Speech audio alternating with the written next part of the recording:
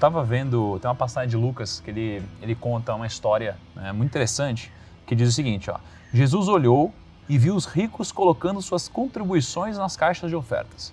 Viu também uma viúva pobre colocar 2 pequeninas moedas de cobre e disse: afirmo que esta viúva pobre colocou mais do que todos os outros.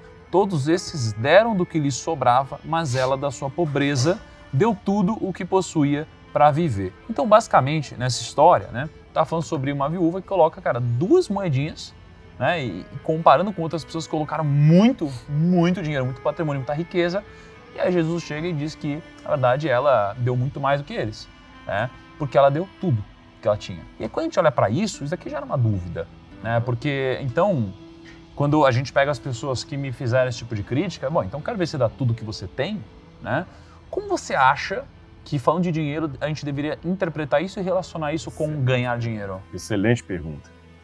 Olha bem, Jesus, aqui a gente vai pegar um outro espectro. Eu vou dar esse outro espectro e vou entrar direto na sua pergunta. O espectro é o seguinte: Jesus condenou também os que dá, então não basta ser rico e dar. Porque até pela ilustração que eu fiz do Mar Morto e Mar da Galileia, eu falei, não, tudo bem, então se eu for rico e der, eu já estou bem com Deus, não estou acumulando riqueza para mim mesmo. Não é dar de qualquer jeito. Não é aquele rico assim que ele é milionário e tudo, aí ele dá um cheque para caridade todo ano lá, o pessoal liga, dá um cheque lá, dá um cheque, ele acha que tá bem. Não é isso. Você tem que dar com amor e com atenção. E não é só, há 4 grandes riquezas que nós temos. Isso é bíblico, tá? 4 grandes riquezas. Tempo, o templo, que é o nosso corpo, são 4 T's. O nosso corpo é o templo do Espírito Santo. Então, se essas 4 coisas você tem que dar para Deus, seu semelhante: tempo, templo, talento e tesouros. O meu tempo, o meu corpo, os meus dons e o que eu tenho. Mas como é que eu vou doar para o meu semelhante tudo? Vamos pegar agora a história daquela mulher. As mulheres, quando se casavam nos tempos bíblicos, elas ganhavam um dote do pai. Porque lembra, era uma sociedade patriarcal, a mulher não tinha tanto emprego fora, igual a gente tem hoje, com a mulher. A situação de uma mãe hoje, sem marido, que ela sustenta 4 filhos trabalhando fora, não era uma realidade naquele tempo. Uma mãe de 4 filhos sem marido, ela ia mendigar, ou ser morta, ou prostituída, qualquer coisa. Você está entendendo? Então os pais davam para a filha um pouco de dinheiro, que era uma espécie de herança dela.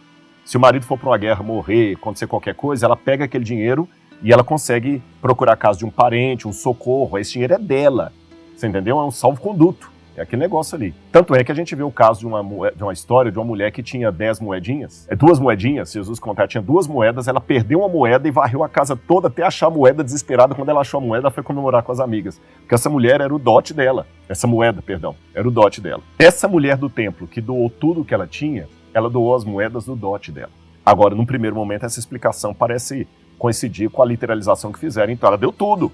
Calma. Ela queria doar alguma coisa no templo. E por que ela deu aquelas moedas? Para começo de conversa, no templo só aceitavam moedas de prata. O lepton, que é essa moeda que você falou, Prutar, era uma moeda de cobre desse tamanhozinho, que a gente consegue comprar moedas originais dessa aqui em Jerusalém por 20, 30 dólares. Original. De tanto que não valia nada. Imagina uma moeda de 2.000 anos você pagar 30 dólares. Porque é original. Porque era uma moeda realmente que ela não tinha, era um centavo. Mas ela doou por quê? Os muçulmanos e judeus têm uma coisa muito interessante, que é a peregrinação a Meca e os judeus a Jerusalém. Então eles vinham e tinham que dar uma oferta a Deus. E ela tinha que dar alguma oferta, ela não tinha o que dar. O que ela tinha naquele momento eram aquelas moedas. Ela deu de coração. Numa situação de aflição, ela deu tudo o que ela possuía. Tá certo? Mas para vir aqui, ela gastou dinheiro. Tá certo? Mas ela veio e cumpriu com o papel dela. O que essa mulher representa? Em situações de extremidade, você tem que dar tudo literalmente. Então vou dar um exemplo para você que vai até já antecipando um pouquinho explicar por que a igreja cristã primitiva, eles davam tudo ali. Tudo. Imagina hoje a situação de Kiev.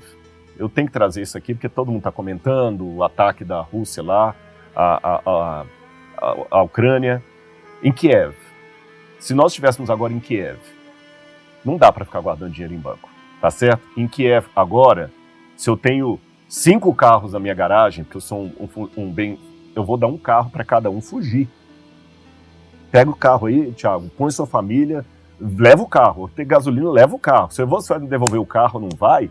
Não faz diferença. Não faz diferença, porque estamos numa situação de guerra. Os cristãos estavam numa situação de perseguição, de extremidade. Não tinha tempo ali.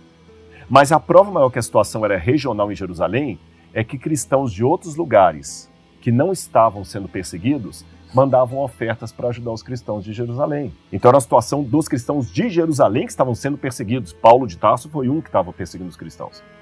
Então, numa situação de extremidade, aí sim, vou pegar tudo que eu tenho, vou rapar o meu dinheiro e vou começar a espalhar. Deixa eu juntar aqui, depois eu vou fazer uma pergunta pro Flávio. Mas assim, entendi, poxa, numa situação de extremidade, dá tudo que você tem. Então, vou fazer uma pergunta mais direta. Então, um bilionário, você acha que ele tem que dar todo o dinheiro dele, por exemplo, para uma causa como essa? Ele tem que doar todo o dinheiro dele? Vamos supor um bilionário, tá certo? Aquele bilionário... Porque se ele não doar todo o dinheiro dele, isso daqui vai ser menos relevante do que uma moça como essa, a viúva que doa. Entendi.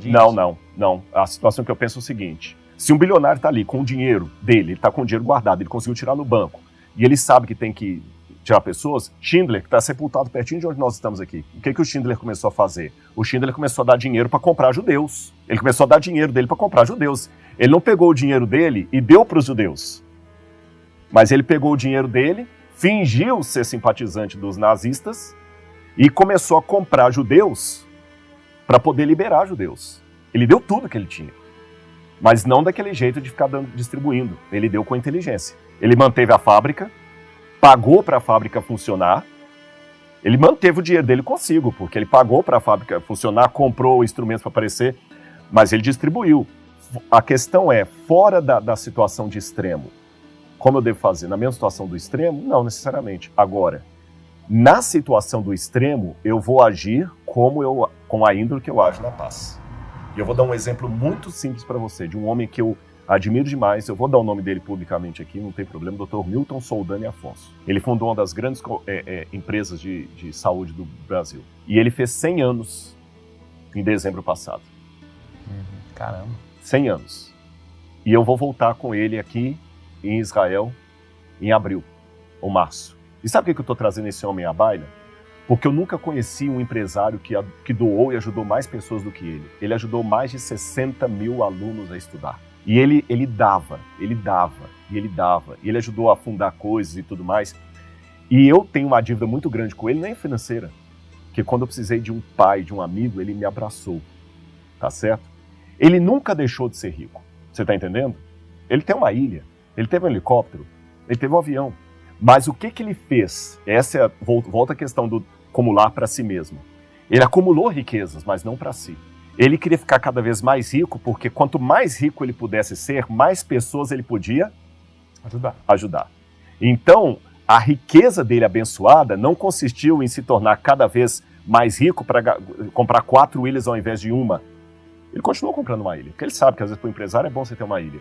Mas quanto mais rico ele ficava, mais pessoas ele podia ajudar. E isso voltou para ele, que é um homem que está com 100 anos, está lúcido, e ele tem uma coisa que o dinheiro não pode trazer. Um dia ele foi a Brasília, ele estava com uns 80 anos, para participar de um evento em Brasília. Esse caso eu podia multiplicar por 10 mil, estou contando um caso apenas. E quando ele estava ali, a pessoa que veio buscá-lo atrasou qualquer coisa, na época não tinha celular, e o motorista não veio buscá-lo. Chegou uma moça muito bonita, com um taillé, salto alto, com a pasta, Dr. Milton Afonso. Ele assustou e falou, será que era uma mulher que veio me buscar? E ele até pensou, será que eu, já chega chamando pelo nome? Ele falou, sim, quem é você? Ele ficou assustado, porque quem me buscar era um homem. Ela falou assim, o senhor não me conhece. Meu nome é fulana de tal. Eu e minha irmã, o juiz nos tirou do lar da minha mãe, porque minha mãe era uma prostituta, batia na gente, a gente estava em condição de risco. O juiz nos tirou e nos levou para um dos lares de meninas que o senhor fazia. E ele sempre colocava o lar de meninas perto de uma escola da igreja adventista, que ele queria que as meninas estudassem, ele tivesse princípio e depois pagava a faculdade. Eu e minha irmã fomos tirados dessa situação. O senhor nunca me conheceu, mas o senhor sempre manteve os lares com o dinheiro da sua empresa. Eu me formei em Direito, sou advogado em Brasília, minha irmã é médica. E quando eu vi o senhor aqui, eu vim agradecer e perguntar, eu posso ter o prazer de dar uma carona para o senhor para onde o senhor precisa ir? Ele acumulou riquezas, o Milton Afonso.